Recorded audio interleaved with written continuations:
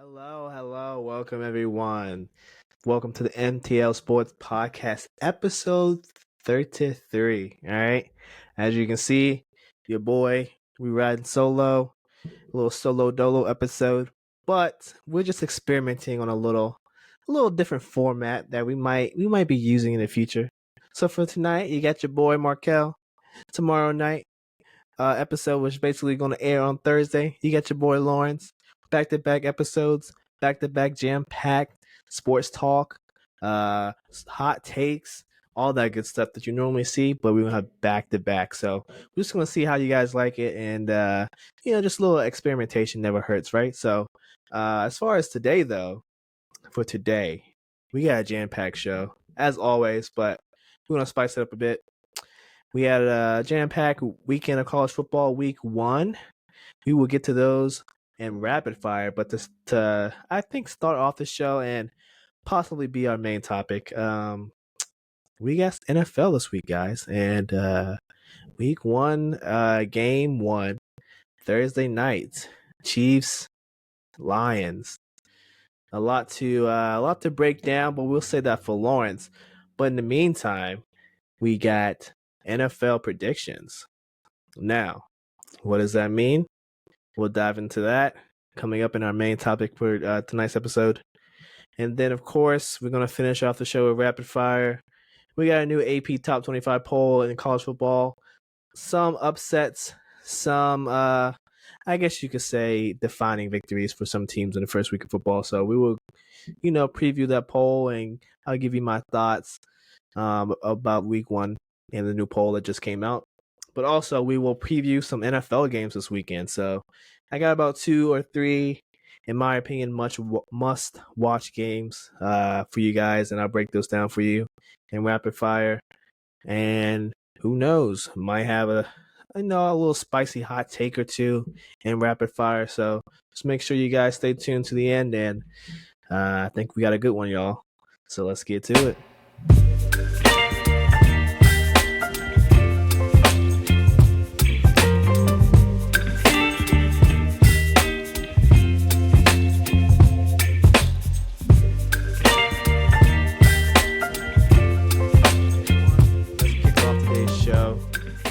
With some NFL predictions, all right? So like I said in the opener, we got week 1, game 1, Thursday night. Chiefs versus Lions. Now we already had some news that's come out. Kelsey, his day-to-day, had a little knee injury, hyperextended that. So we're only hearing good things in the hours afterwards, but I'll let Lawrence do a deeper dive into that. But for the most part, we're gonna do some overall broad predictions, in terms of awards, MVP, Defensive Player of the Year, Offensive Player of the Year, offensive and defensive Rookie of the Year, Coach of the Year, and Comeback Player of the Year. Now that will pretty much round out the award section, and then we will go into Super Bowl prediction. So not only will I guess kind of make like a playoff bracket, we will also be discussing my Super Bowl picks to, I guess, be in the Super Bowl and then eventually get to the winner. So with no further ado, let's hop into awards. Now, of course, we got to start with MVP, the biggest award the NFL can give out. Last year, my homeboy, Patrick Mahomes, won his second MVP en route to winning the Super Bowl and winning his second Super Bowl MVP. Now, this season's a different season, all right? We got a lot at stake in terms of some of these other players, some of these up-and-coming players who are looking to, I guess you could say, take the throne from my homeboy. And one of those players, I'm sure some of you have already guessed it, my boy Joe Burrow, my boy Joe Shiesty, Joey B, all those names and above, right? I really do think this is the year. And I think even though the calf injury is kind of like a minor setback, the way he's looking, even though Zach Taylor's like, hey, Joey's, day to day, he's not really being committed to saying he's going to play week 1. The first game, of course, is Sunday at 1 versus Cleveland Browns. But, I mean, I'm anticipating Joey playing And I feel like because of the calf injury, he will start off slow. But I think the mission of Cincinnati after losing 2 years ago in the Super Bowl, and then last year a dumb penalty and some other dumb mistakes, down the road really cost them that game. I really think that there's like not only one chip on their shoulder but two. So when you have like double the ammo to motivate yourself to do better and to get back to that place that you were and to overcome that, the last obstacle, the last hurdle in the race, I just feel like, that just gives them all the motivation in the world to just finally eclipse, get over that mountain. We will climb at Mount Everest and we finally going to reach the peak this season. So I think Joe Burrow has a real good shot to win MVP. If I'm not mistaken, he has the second best odds to win MVP as well, like plus 600. So if I was a betting man, I would take that. But I really do. I think at the very least, we're looking at a Joe Burrow season consisting of probably about 4,500 yards passing. He'll start off slow, but I feel like Joe Burrow can easily get about 400, 500 yards rushing. And then Joey's going to easily throw 40 plus touchdowns. I mean, last season he was at 35 or 36. He easily can get to 40 this season. Ja'Marr Chase, if he stays healthy, doesn't miss 4 or 5 games like he did last season, I can easily see a 40 touchdown performance from Joe this season. And then I just think the record is what really is going to help this team. Not only like in terms of getting to the Super Bowl, but also in terms of just like helping Joe make his MVP case more established, right? I think usually whatever team has the number one seed in either conference, the main contributor, the main, proponent of that success automatically has like a better case for MVP than, an opposing player's, case for MVP. So I think, in my predictions, I said Cincinnati would go 13-4 at the very least. I think they'll be the number one seed in AFC. Like I said, they have that good record, and I think that'll only help to enhance Joey's MVP case. Even though I still do think like some of these other quarterbacks, of course, Jalen Hurts, Mahomes is still gonna have a monster season.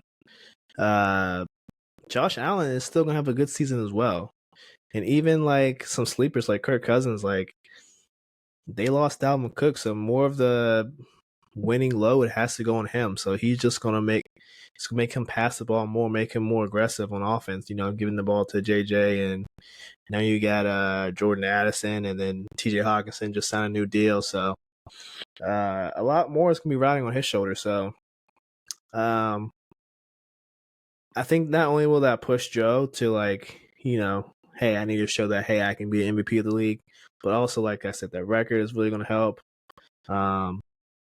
And then some of those other people that I just mentioned, I feel like some of their teams won't perform as well. Like me and Lawrence have already said, like, hey, this is probably the year that the Chiefs have a little downturn. Not like a huge one where they have a losing season. We're talking about, hey, they're not going to be a number one seed. They're not going to win 12 plus games.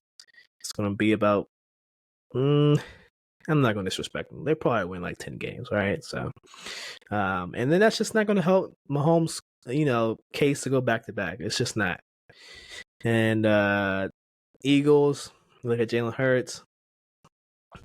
I don't think the Eagles are going to have that good of a season as they did last season.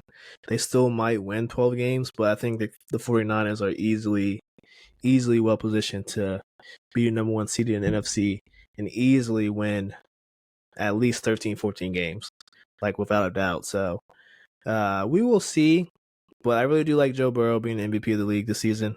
It's very attainable, very very confident in that choice as well. Now, moving on, offensive player of the year. It really boiled down to whether I thought Justin Jefferson was going to hit 2,000 yards, which would pretty much guarantee he win Offensive Player of the Year again. Plus, honestly, he might, if you think about it, if he gets 2,000 yards rushing or receiving, he might win MVP as well. So it came down to that.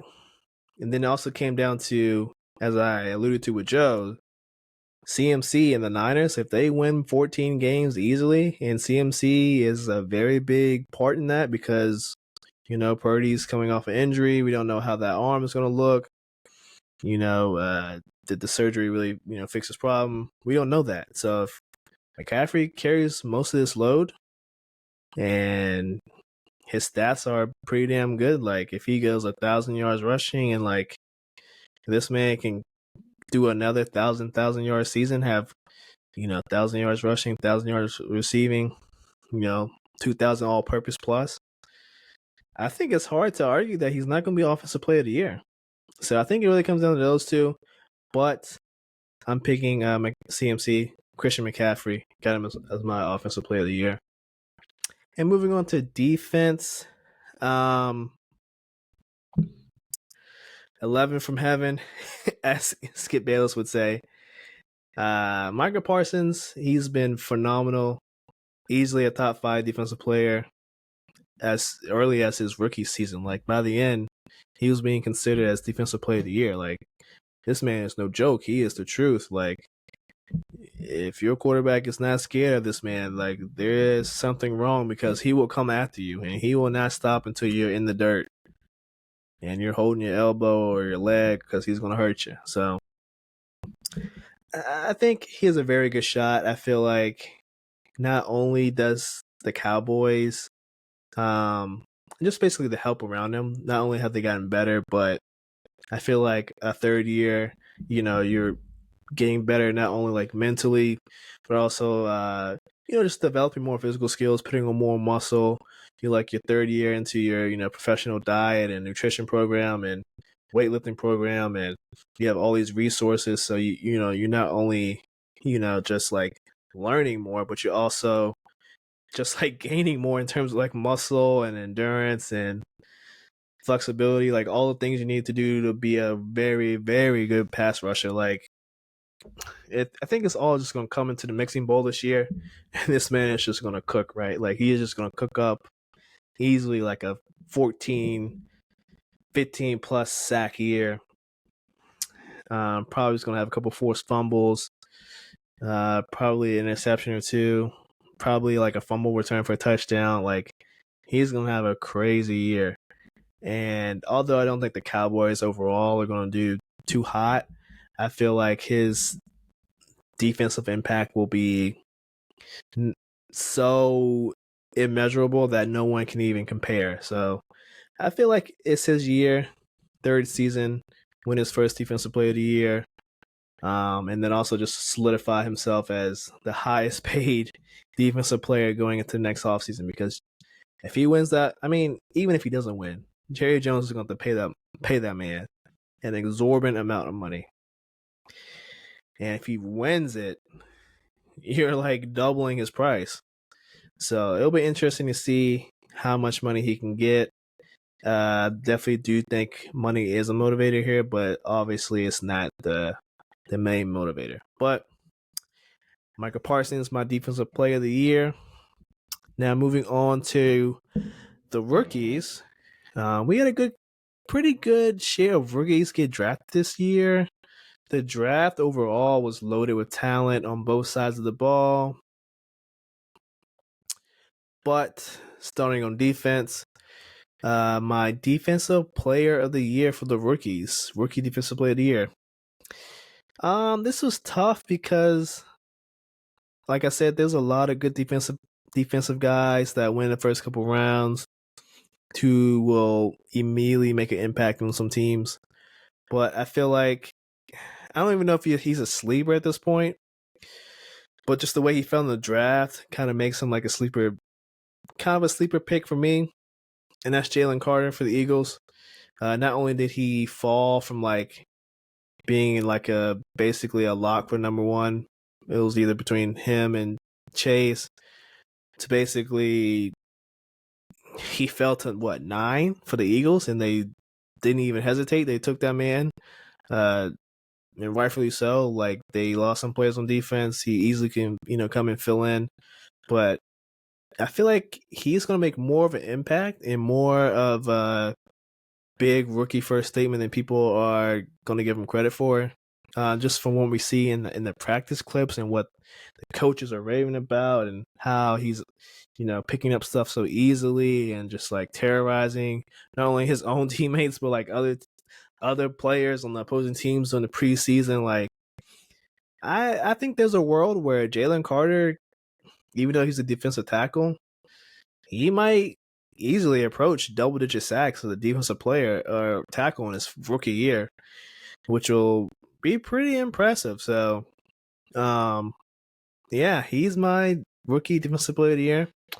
And moving on to offense, this was also hard. I feel like a lot of people would immediately say like, "Oh, let's go Bijan," or let's go Gibbs or Zay Flowers or something like that. And of course, I did go Bijan, even though we got Bryce Young, we got CJ Stroud, a lot of other guys that went a little bit above Bijan. But I just feel like the more that I hear about not only how much of an impact he's making early on in these preseason games, like in the practices and whatnot, but also how they plan on using him. And this is really interesting to take note on.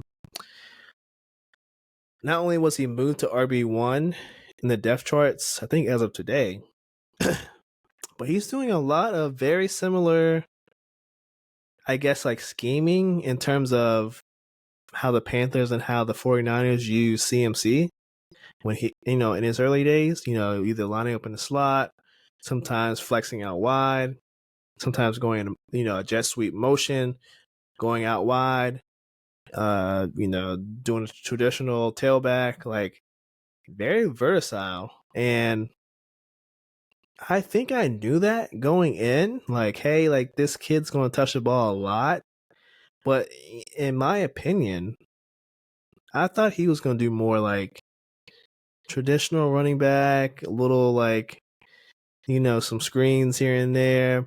Maybe he'll get flexed out a little bit, but it's mostly just like a little dig route, a little hitch route, a little flare route. If they're in shotgun, he's beside a quarterback. If he chips somebody, then he's going to flare out. Like, just typical running back stuff, but probably more skewed towards the passing in terms of like just short plays. But it seems like if he's going full on CMC, he's like a hybrid running back wide out. There's no question of what he could do in his rookie year. I mean, just based off what he did in college, like he was unstoppable. And I know this isn't college, but I think his skill set translates really, really well. And I mean, you can just look back and see what all like these scouts and all these draft gurus were saying about him, talking about, he's a generational talent on offense, and, teams would be hard pressed to pass on him, but because running backs were devalued, he might fall. And all those things were true, but if Atlanta can scheme him well and give him the ball even more than I thought they could, there's no reason why he shouldn't be rookie offensive player of the year. I think it's very possible he's going to have a CMC type season where he's close to 1,000 yards rushing and 700-800 yards receiving. Like, if they go down that route, that's very much how his stats could look. So it'll be interesting to see. But he's definitely my offensive rookie of the year.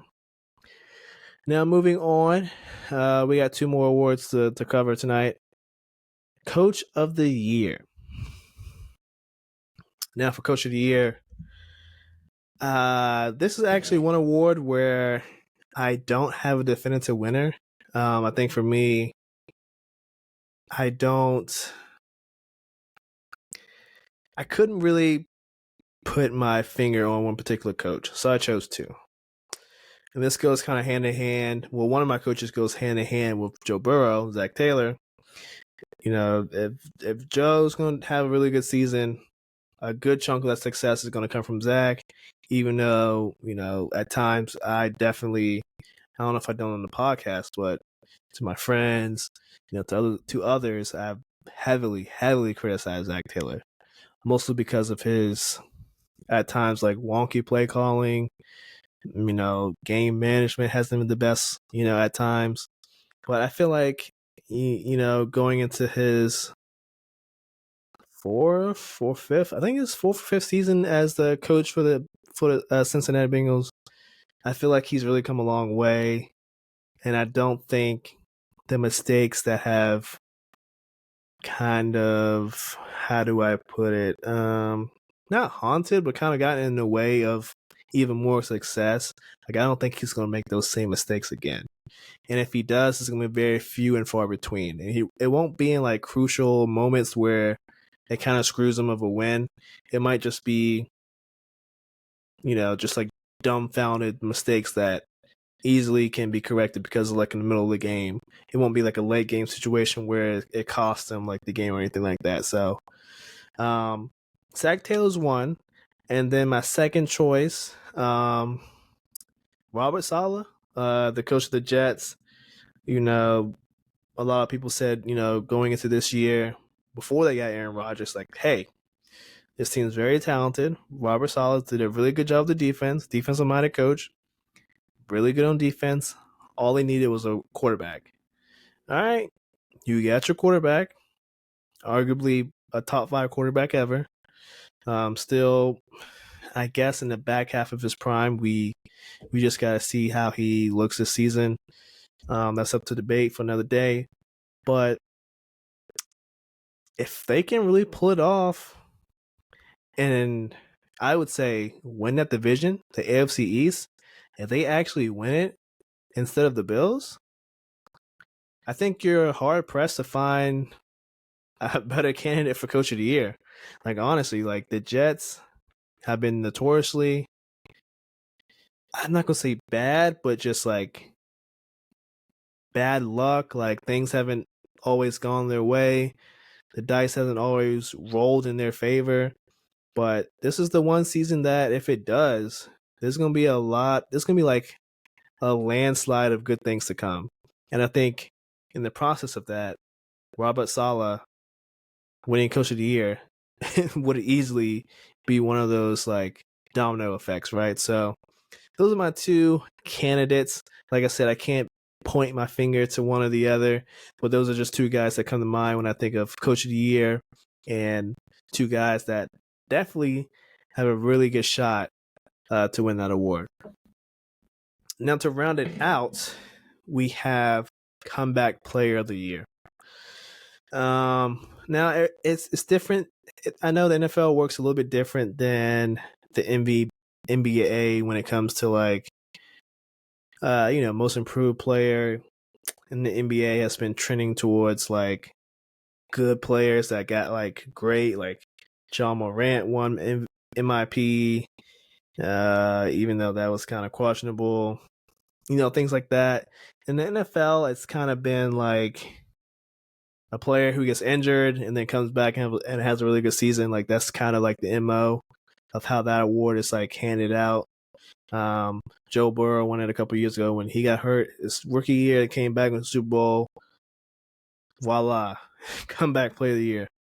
And not saying this team is going to go to the Super Bowl or have any like measurable playoff success, but the Commanders, if they at the very least equal their record from last season, and if Chase Young has a comparable season to his rookie season, I don't see why there's not a world in which he doesn't win comeback player of the year. I think Chase Young has all of the right things going his direction, besides, he's dealing with some injuries right now. Hopefully they're not nagging. Hopefully they don't derail him too much.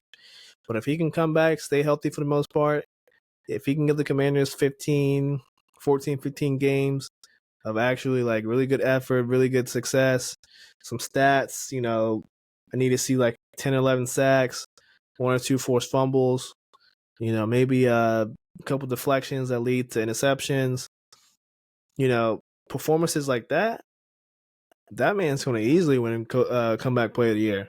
And then the Commanders are going to feel stupid for not giving him that 5th year option. Now, I know, that was a combination of Dan Snyder maybe not want to commit. I don't know how much money he would have to commit to that 5th year option. Josh Harris and, Co weren't in charge back then, but this is definitely the season to prove not only to himself, but to his team. Like, you guys are missing out. Now you're going to be forced to tag either me or Montez Sweat, and you better choose wisely because we're both going to require huge sums of money. So it'll be interesting to see, and I feel like, whenever a player goes into a contract year, it's always about the money at that point. You got to prove to not only yourself, but to the team, or any teams out there that might want to pay you, like, hey, did you not just see what I did? You better give me a bag. So with all those things put into consideration, I definitely feel like all the ingredients are in the pot for Chase Young to win his first comeback player of the year. And with that, I think that's pretty much, just looking at my notes, yeah, that's pretty much all the awards.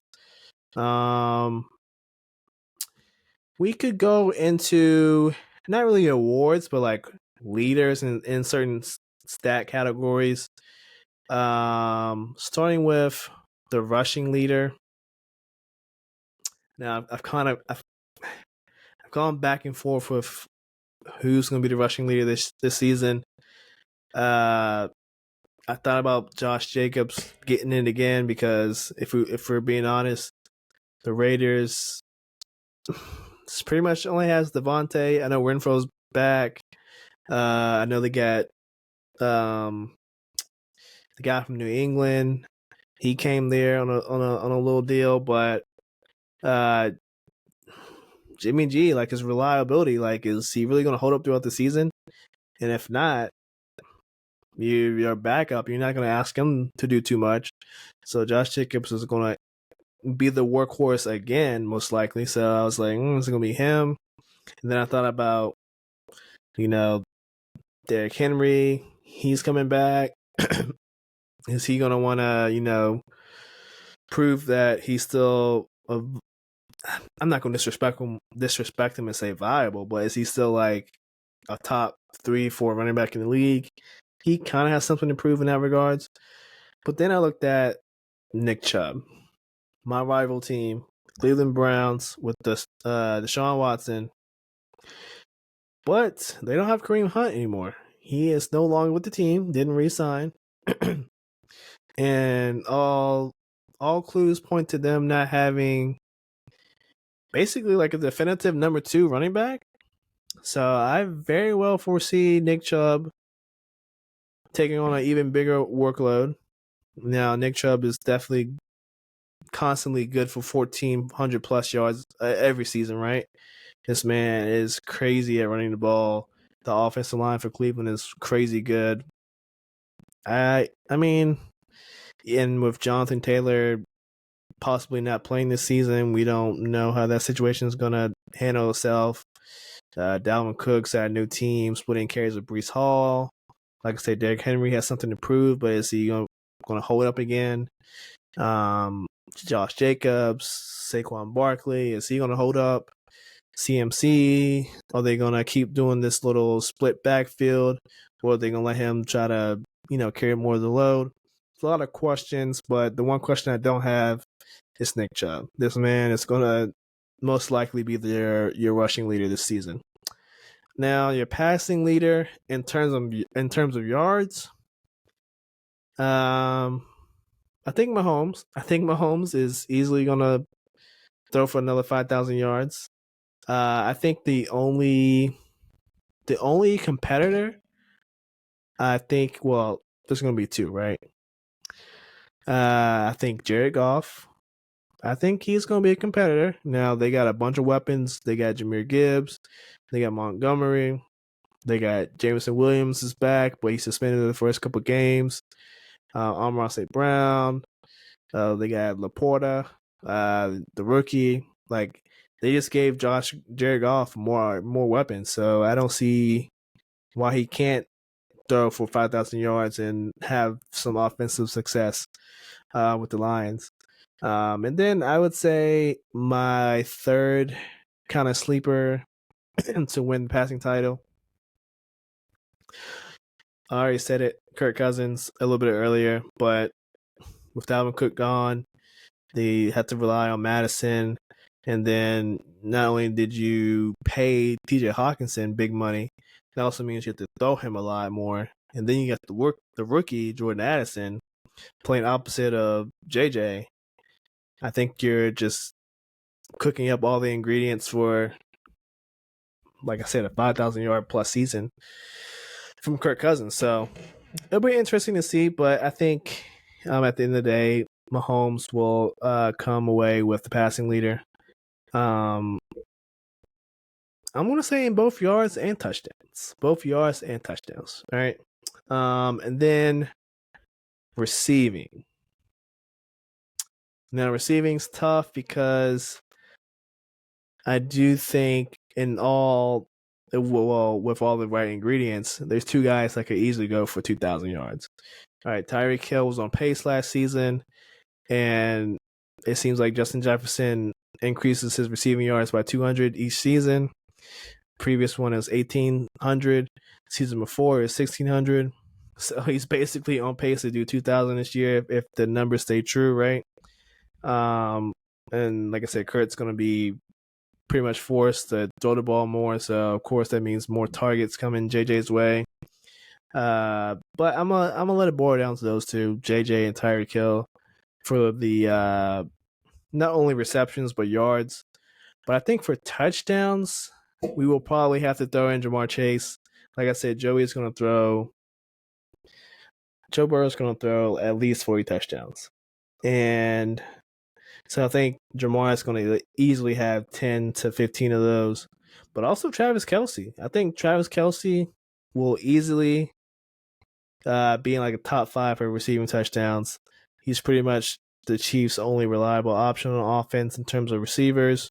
Now, of course, you got MVS and Sky Moore and some of these other guys, but none of them are as proven as reliable as Travis Kelce. So, at least for touchdowns, receiving touchdowns, you can throw in Ja'Marr Chase and Travis Kelce with Hill and Justin Jefferson. And I guess for defense, we should do sacks and interceptions. I'm pretty sure I already said it when it came to Micah Parsons. He's probably going to lead the league in sacks. I'm expecting at least 15 sacks from him this season. I don't think that's out the question, especially considering, they drafted a nose tackle. They got another year of experience with that defensive line, so maybe they can, command, not command more chemistry, but just like gain more chemistry with each other and, basically scheme up some different blitzes or different disguises so that maybe they can free up Micah to do some more off the edge or some more stunts that can possibly lead to more sacks. So I got Micah Parsons as the sack leader, and for interceptions, now I want to say his teammate Diggs, but I don't think. Honestly, I don't think the quarterback's going to be. Yeah, I don't think, because they had Gilmore, so I don't think there's going to be a lot of him traveling. They're probably just going to stick to size of the field. So, with that being said, I don't think it's going to be Trayvon this year. But I could easily see a scenario where I know Sauce isn't known for interceptions, but that defense is going to be hellacious this year. And I very well easily could see them causing a lot of turnovers. And that's definitely going to be the reason why they not only are in a lot of close games, but they're, like I said, the Jets are going to be pushing the Bills for that division championship. So, yeah, I'm gonna go Sauce Gardner. I think that he takes the lead this season, and not only being known for a lockdown receiver, but I feel like the interceptions will come. So yeah, I got sauce. I got sauce, man. And with that, I think let's move on to Super Bowl preview. So we will do Super Bowl preview coming up next. We have I got a little treat for you guys. It won't be just me talking. It'll be a little playoff bracket that I kind of whipped up. So we will get to that coming up next. I'm back, and like I said, we got a little interactive little part. Somehow I've been I was able to find like a playoff bracket for the 2023-2024 postseason.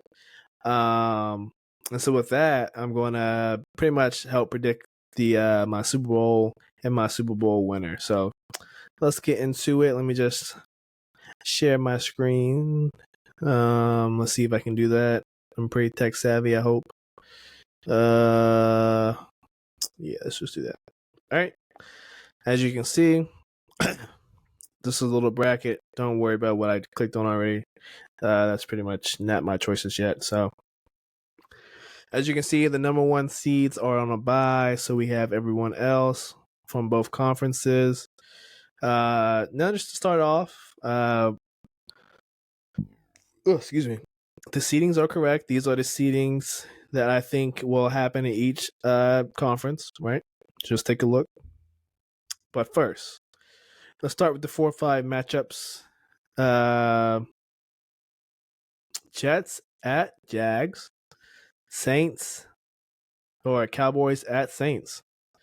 In the AFC, I'm going to pick the Jets over the Jags. I feel like the Jags will have another good season, but when it comes to postseason success, I don't think the Jets are going to let them come back from 20 to 0 or whatever the score was. And, I don't think Trevor Lawrence is going to come back from like 3 or 4 interceptions in the first half and somehow win. I don't think that's going to happen this year. And then the other 4-5 matchup, I got the Cowgirls, even though I really don't want them to advance. I feel like if Micah Parsons is the defensive player of the year, he can get them at least one victory in the postseason. So something for them to cheer about. Next, we have the 6-3 matchup, Chargers and Chiefs, Lions and Vikings. Even though it's the wild card, we have two different divisions fighting each other. In this case, I think the Chiefs will beat the Chargers. I think the Chargers, for whatever reason, will just not be able to get it done. In this matchup, I say Kirk gets them a W. I feel like it might not totally be his year, but I feel like him and JJ will just be in sync, and there'll be just a little bit too much for the Lions to handle. And of course, it's all this is based off of preseason knowledge and all the stuff that we've seen thus far. Isn't this is all subject to change, and definitely will change when we do like our midseason, kind of recap and look over our predictions. So, in a 7-2 matchup, Ravens Bills, Commanders Eagles, and whatever was clicked before, I'm just gonna go with. I think the Bills are better than the Ravens, even though Lamar will have MVP caliber season. The new weapons will help him out. I feel like the Bills are just gonna be a better team. And then Eagles. Hate to spoil it, but Eagles are going back to the NFC Championship game. Will they win? We have yet to see. And if we go to the next round, our number 1 seeds are back in action. But first, we got 2-3-2 matchups. We got Chiefs Bills, a rematch of the divisional round from a couple years ago. Vikings Eagles. I'm gonna say in the divisional round for the AFC, the Bills will get their revenge, and I feel like they will beat the Chiefs. I feel like Me and Lawrence have hinted at it many a times. I think this is the Chiefs' down year, and I think with that means not making it to the AFC Championship game for once, right? And then on the NFC side of things, unfortunately, the Vikings don't have enough firepower and defensive firepower to match up with the Eagles. So I think we're just going to have another matchup of last season, which was Eagles 49ers. Sorry, Cowgirls. Cowgirls, maybe next year. I mean, you always say that. And Jets Bengals, just think Cincinnati is just their year. And I could easily see them going back to the AFC Championship. All right, we got the championship round. Yep, conference championship. 2-1-2 matchups. In this case, Buffalo, Cincinnati, Philadelphia, San Fran. Yeah, Cincinnati. I think when it comes down to it in the AFC, not only is Joe Burrow the 1B to the Mahomes 1A, but I just think that when it comes to Josh Allen, when it comes down to the Bills, I feel like not only does it come down to kind of just like, mistakes in terms of like mental lapses, but I always tell people this: Josh Allen will do Josh Allen things. And with that, even though he's a heck of a player, he's just going to do things that just make you shake your head. And until those type of, issues or mishaps stop happening, I just think that it's safer to bet against them. So, got Cincinnati winning, moving on to the Super Bowl. And we got a rematch of last year on the NFC side. Eagles, 49ers. Now, as much as I want the Eagles to go back, I'm not going to say the 49ers would have won last season if Purdy never got hurt, but they wouldn't have gotten embarrassed and pretty much just demolished in the fashion that happened. So I think with healthy Brock Purdy and with everything else being equal, I think the 49ers have a really good shot to beat the Eagles. And so our Super Bowl is looking like Cincinnati and 49ers. And I've been pretty much alluding to it for the past couple minutes. It's their year. Cincinnati will win the championship this season. Not only will they win, but Joe Burrow will also be Super Bowl MVP. But Jamar Chase has a sneaky chance of getting it if he has some monster game with like 2 or 3 touchdowns and like 150 plus yards. I could easily see him having a case as well. But in the Super Bowl, I feel like if things are going the way that we've seen, so far in the preseason, I feel like Cincinnati's offense will just be too electrifying for this defense to stop. And it's kind of, I think it's going to play out similar to the Eagles and 49ers from last season. But the Niners will obviously have Purdy, hopefully. But I think being a second-year quarterback, being in that big of a game, the thing that happened the previous year, there's going to be some like maybe some demons in his head. Like, he's always going to be cautious, going to try to like avoid getting hurt because he was in a similar situation before. And I just feel like that's kind of going to mess over his head, especially being such a young player. Brock Purdy has a lot of poise, but do I think he's more poised than Joe Burrow? No. Is he more poised than Joey was his second year? No. So I think that's pretty much the only differentiator in Brock Purdy's second season will be his poise as compared to Joe's poise his second season, which, to surprise, I didn't really expect it, but that's pretty much a very big reason why Cincinnati got to the Super Bowl 2 years ago. How calm and collected Joe Burrow was in the playoffs. Didn't panic. Didn't, steer away from the path.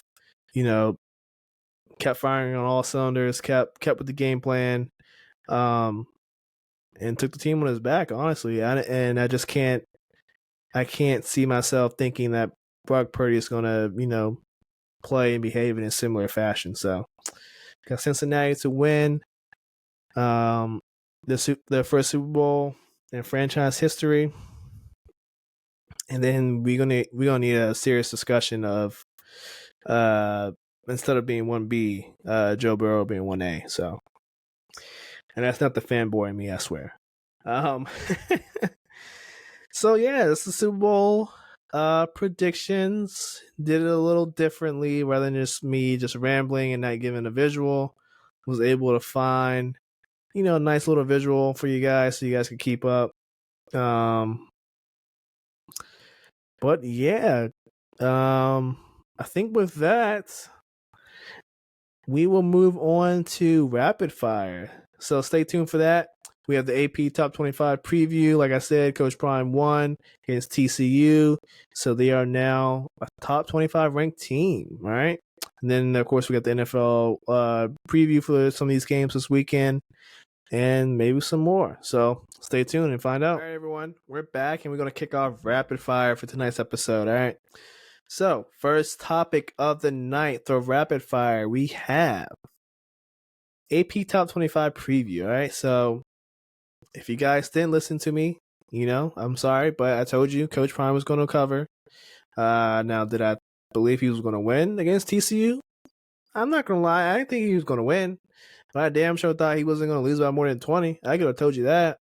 I thought it was going to be a really close competitive game, and that's just what it was, all right? So, my hat goes off to Coach Prime. Very good coach. And it's great. And it's reassuring that now you can see, like, the national media is paying attention. They're not doubting this team. They tied the previous year in wins, beat a top 25 team, and now they're ranked 22. It's crazy. But there was also some other movement in the polls, because of, obviously some teams losing. Some teams got some, I guess, decisive victories, if you want to call it that.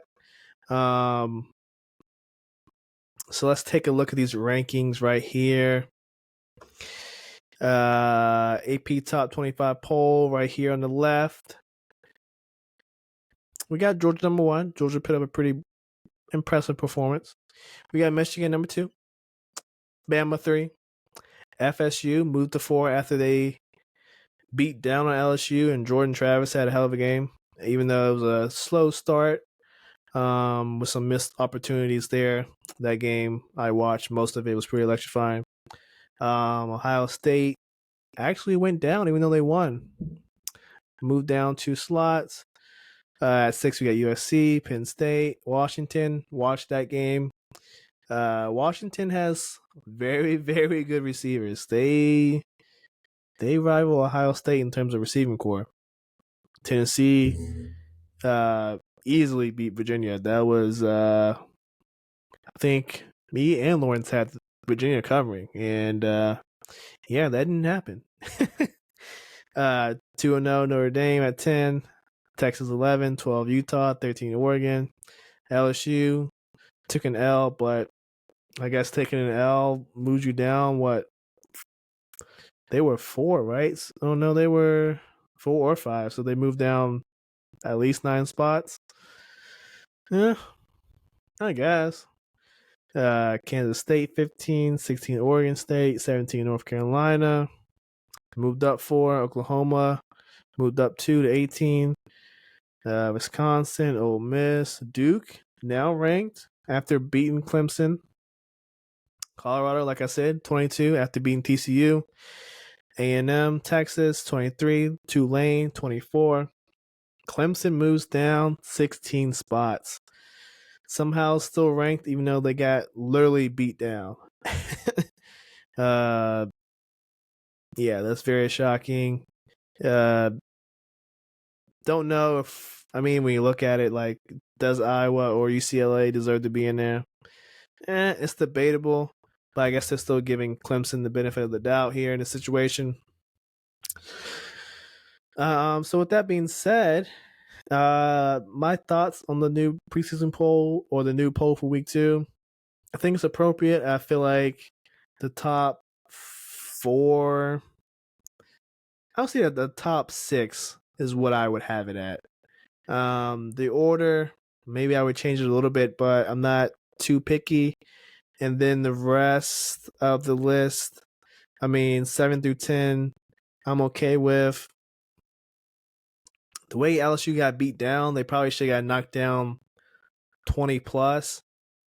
And then I would feel better about Clemson still being 25 if LSU got dropped at least double digits like Clemson did.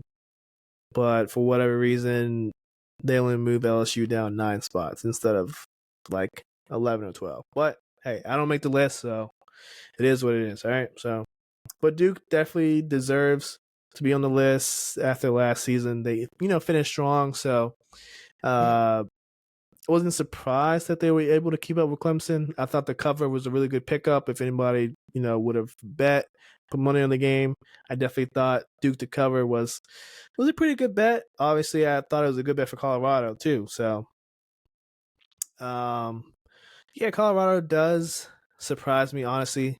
Like I said, they tied last season in wins, which says a lot because that team last year was trash. And one victory against a top 25 school immediately picked them in the top 25. I think it says a lot about Coach Prime and what he's done and how he's turned the team around, and basically all eyes are on them. I think they play Nebraska this Saturday, so we shall see how that goes. Definitely a game to watch, in my opinion. Now, moving on past college football, I'll let our resident college football super fan and guru Lawrence talk more about that on the next episode. But for me, we're going to tackle this weekend's week 1 slate of games. Some of my must-watch games and must-bet games if you're a bet man. First up, we have... Let me stop sharing my screen here. First up, we have Cincy and Cleveland. Now, I already said it a little bit earlier in the show. Joe Burrow's day-to-day. Zach Taylor is, not committed to saying if he's going to play week 1. Although Joe's looked good in some of the practice clips. He's moving well. He's running side to side. Lateral movement looks good to me. Just all about if they want to risk it or not. Honestly, this might be a little controversial, but I think he should play. I don't think he should go into the season with more rust than needed. He didn't play all preseason. We saw how that affected him last year in game 1, where he threw like 4 or 5 interceptions or had 5 turnovers in total. And even though Cincinnati was still in a position to win, it just didn't need to come down to that. If he would just took care of the ball, it would have been an easy dub. So I think they want to avoid that happening this year, especially looking at the schedule. They don't have too many easy games, and I feel like week 1 versus Cleveland, even though it's at Cleveland, I feel like that's an easy steal on the road. Deshaun Watson still has a lot to prove, at least with the Browns. And, maybe the nerves get the best of him. The jitters get the best of him. Maybe he just doesn't perform because of all the pressure, that the Browns fans and that fan base has on him. So I feel like it's an easy game to steal. And if he does play, I would expect probably more like a 60-40 split in terms of rushing passing. It's probably going to be more like run heavy. They probably don't want him moving too much. Probably avoid getting hit as much as possible. So that's going to, in turn, require more, of a workload for like Joe Mixon and some of those boys. So if I was a bet man, I think the over under is, I think Cincinnati still at negative or -2 or -2.5. So at that point, you might as well just take the money line if it's similar to, the -2, but I feel like it's an easy game. Well, not easy, but I feel like going into it, Cincinnati shouldn't have that much trouble winning that game. Now moving along, the second game of the weekend. All right, Raiders versus Broncos. Now I picked this game because more so of the storylines, not so much as what the product that we're going to see on the field. Now the product has something to do with it, but I feel like for storyline purposes, and some of the narratives that are being pushed by the NFL and some of these media outlets, I feel like it's going to make for a good football to watch at least, right? So we got the Raiders, Josh McDaniels. He's on the hot seat. Raiders can't really do anything because they're broke and they can't afford to fire him and then go out and hire another head coach. So they're pretty much stuck with this man. And they got a new quarterback. They traded their best tight end, Darren Waller. They drafted a rookie, to fill in his place. Devontae is not happy, but he still wants to be a Raider for some reason. And then we look on the other side. Sean Payton is hired by the Broncos. He kind of pretty much just got that team in order. Russ doesn't have his private office in the stadium, I think, or the practice facility. He doesn't have his own office like right next to the coaches anymore. He's, Sean's treating everyone the same. No, special perks or preferences around him. Obviously offensive guru. Has done a lot with Drew Brees and pretty much going to take that formula or similar, style of play and scheming and try to apply it to Russ because let's be honest, Nathaniel Hackett had Russ looking horrible last season. Very much a disservice to Russ. And, we got a lot of people now, including myself, mainly because I picked him for fantasy and he definitely underperformed and, just pissed me off. I'm not going to lie, but he's a lot to prove. And I feel like that narrative of, if he doesn't perform, what does Sean Payton do? Does he keep him? Does he trade him? Do they just cut their losses? They got a billionaire Walmart family, like they can afford to cut Russ. Like there's just a lot of narratives going into it, and I feel like this first game is not gonna like solve all those issues or questions, but it's definitely gonna set the tone for both teams. Like if it's a one-sided blowout for either team, we're pretty much confirming suspicions, right? But if it's like a close, heel toe game and it's back and forth and a lot of scoring, things along that nature. I think it'll be really interesting, and I'm thinking the latter is going to happen. Even though Broncos have defense, and especially that secondary. But Davante Adams is Davante Adams. Jimmy G, like I've been saying, guaranteed double-digit wins. Now, will he do that with the Raiders? It's up for the debate, but Jimmy G is not a bad quarterback. Easily a top 10 to 12 quarterback with Davante Adams going against that secondary. Definitely should be something to watch. So, and then just seeing how Russ does. Jerry Jeudy, is he going to play? Sutton's, I think he's going to play. Javonte Williams, will they let him suit up week 1 or will it just be Samaj Perine? Just a lot of interesting things. So I think that's a game to watch for sure. And then lastly, my third game to watch this Saturday. I did a 1:00 game, and now I'm about to do 2 4:25 games, I believe, is when they kick off. The Raiders, Broncos, and then Dolphins, Chargers. I feel like Dolphins, Chargers, for a multitude of reasons, it kind of has like the same offensive potential, same kind of shootout potential as the Raiders, Broncos, but I think both teams have situational defense. Basically just, in certain plays and certain moments of the game, being able to like force a 3 and out or force a 4th and long or, a 4th and short, and they have to go for it and they, turnover on downs. Those different type of situations. I feel like both defenses are capable of having those type of moments, but it comes down to executing. And will the new I think the Chargers have a new defensive No, they have a new offensive coordinator, right? Kellen Moore. I think he went to the Chargers, if I'm not mistaken. And then uh for the Dolphins, Tua, can he stay healthy? He took what, jujitsu or something so he could learn how to fall properly. And on the first take, they were making fun of him because it's like, how in the hell you play football for most of your life and you don't know how to fall at this point? Really? Come on, man. I can teach you how to fall. I can do that for way cheaper than some jujitsu guru for black belt. Like, come on, just pay me instead, bro.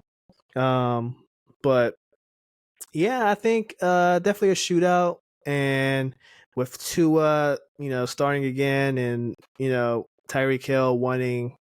Well, first of all, he didn't get suspended. Number one, and then number two, him actually being healthy in the beginning, I feel like it's actually going to help him get into rhythm better, and make his quest for that 2,000 yard, that 2K season, even more obtainable.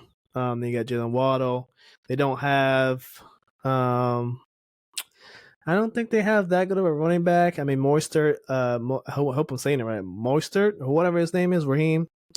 He's going to be the starting running back. So hopefully he's somewhat complimentary to Tua, and he can be a competent back. And Jalen Ramsey's out until at least mid-November, December. So they have Eli Apple and Xavier Howard in the secondary.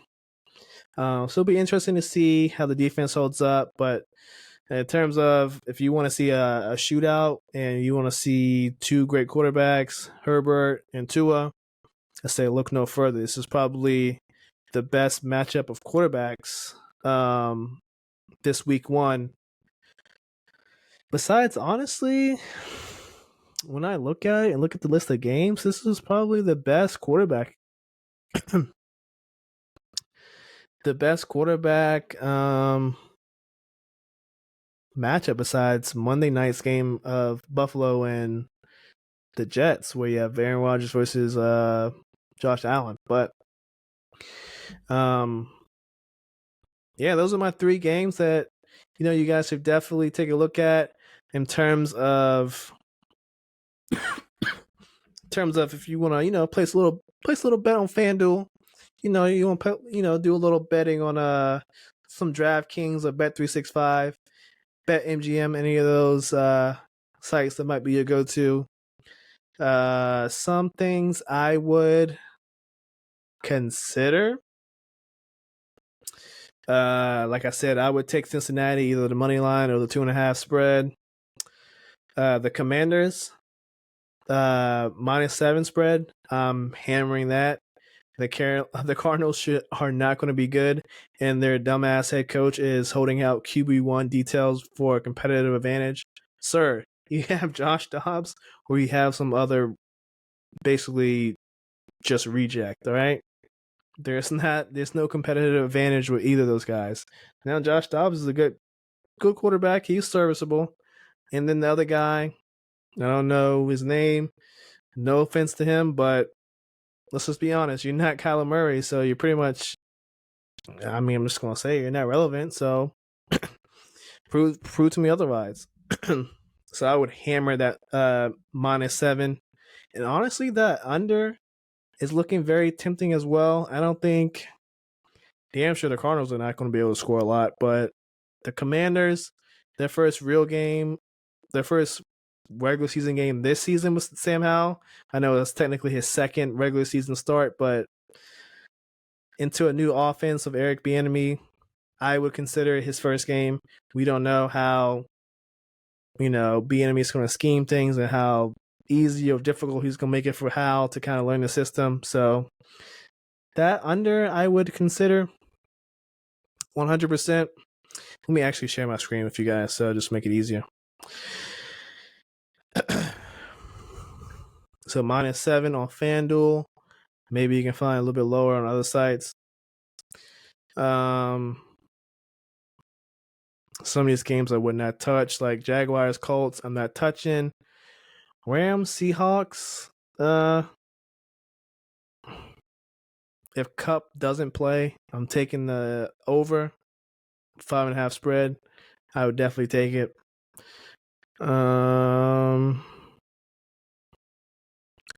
Let's see here.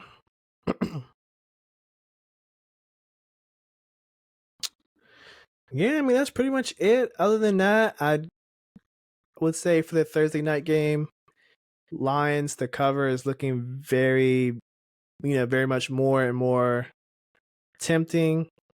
I might want to grab it now before they officially rule Kelsey out. Now, this episode is going to come out on Wednesday morning. So if you see this Wednesday morning, sometime on Wednesday, before they, kind of commit to Kelsey playing or not, 5.5 spread is not too bad. It's almost a touchdown. And once they rule out Kelsey, this is going to drop. This is probably going to be a toss-up by game time if they rule out Kelsey. So you might want to consider just, hey, F it and just hammer it. At least that's what I would do. That's pretty much all I got. I really don't have too much advice. I wouldn't take advice from me in terms of any other props I have. I haven't done too much research this week, been too busy. But in terms of over-unders and spreads, those is what I would, I guess, recommend for you guys this week. But with that, we are done with the preview. So that means we are done with Rapid Fire, ladies and gentlemen. So yeah, thank you guys for tuning in. This is episode 33 of the MTL Sports Podcast, solo double episode. Now remember, next episode, which will air Thursday morning, but will be recorded tomorrow, of course, will be with Lawrence. He will be solo. So you guys enjoy that. You'll be talking about the Thursday night showdown. He's going to preview that guy. He's going to preview that with you guys, along with some other topics, including rapid fire. So please show him some love. Please keep showing us love. Keep continuing to follow us on our social medias. Follow us on YouTube. Subscribe. Like all the videos, please and thank you. And with that, guys, thank you so much for tuning in. And this has been your boy Markel. And peace out, y'all. Have a good week.